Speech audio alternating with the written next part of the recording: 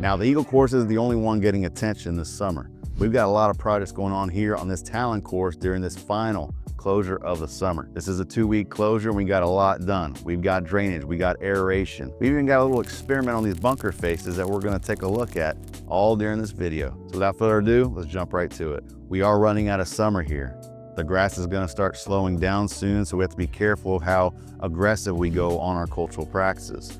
If we go too aggressive, it's going to take longer to heal. So that's why we went a little light during this closure, and that's why it's very important to go aggressive in the beginning of summer. So with the greens, we just used a small core tine and hit just our areas that are known to give us trouble during the winter months, so give them one last chance to breathe before rolling into fall and winter. After cleaning all that up, we then brought back the DryJect contractors, just like the Eagle.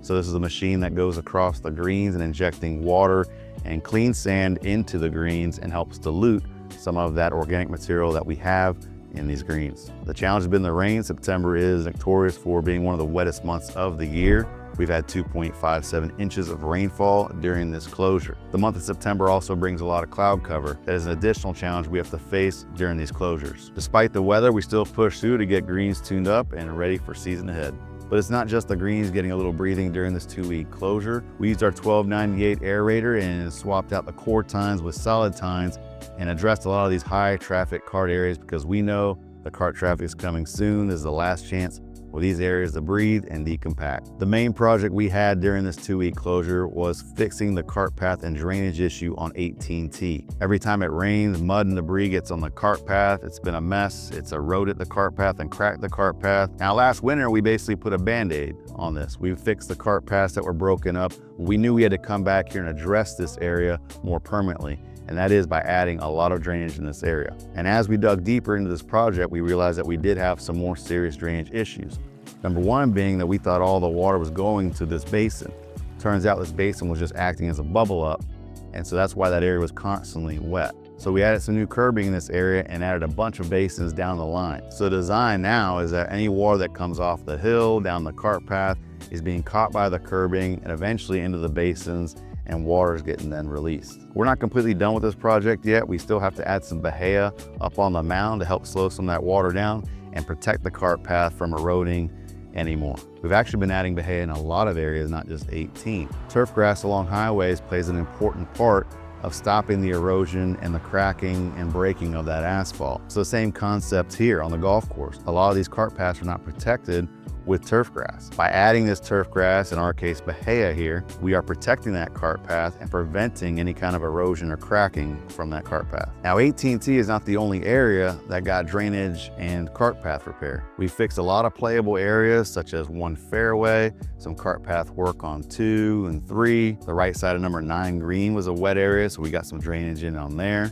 We did drainage work on 14 fairway and a lot of other areas. We added some curbing on 16. This was to help move water into a basin. That way we no longer have that erosion issue that is slowly creeping up close to the cart path and onto 16. Now we've discussed before about the challenges with scalping bunker faces.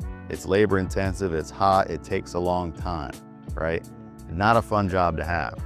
So there's been a couple courses in town that's experiment with burning these bunker faces.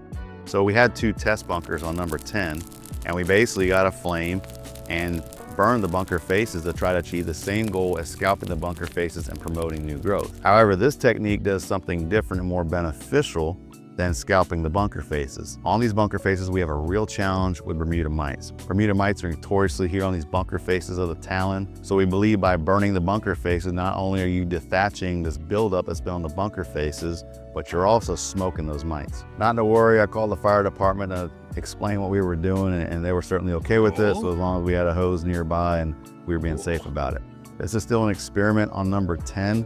We are still experimenting on how fast the recovery is.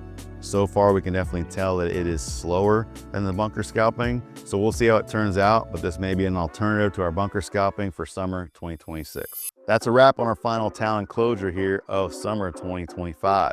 I thank the team for their hard work down through the rain, the heat. They definitely helped take this Talon course to another level. Also a big thank you to the membership, especially the ones that are here, being patient with us as we go through these projects and cultural practices. And for all those following along, next week on the 16th, the Eagle will shut down.